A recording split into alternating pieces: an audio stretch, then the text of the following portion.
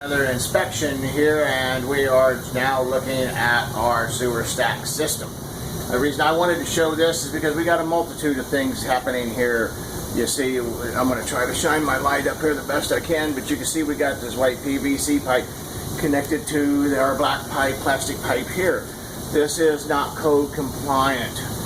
There is the way that they have the unions or the joining them together. There is a system that they call no hub that could be used for that holds them stable, but that is a problem. We do want to make sure that the unions are correct, and the reason it is because they do not glue properly. But this is really what I want to show you. Look at this. It's coming down from the tub, and look at this. It just, I mean, what a mess, you know. I mean, you almost got to laugh. It's so crooked. It's just so crooked. Though the water really don't care. It's going to go down the hole anyway. But I want to show you this right here. And they put this epoxy on this. So this had been a leaker at one time. And it will leak again. Because this type of epoxy is really not designed to be putting on plastic pipe.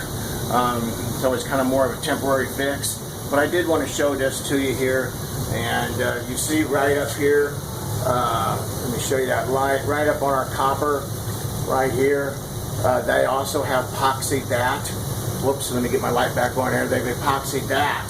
So that's another leaker that's going to happen here in the very near future. So we'll be calling that.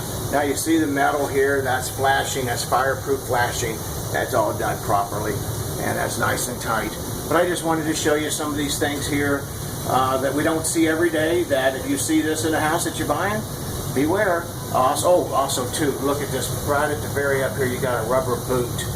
If I could really get it, so where the pipe's coming down from the tub down to our PVC. Now that's supposed to be a no hub also, where a metal band actually straps around both of them to hold it tight. That's not code compliant either. Anytime it wiggles like that, it could cause a leak in the future.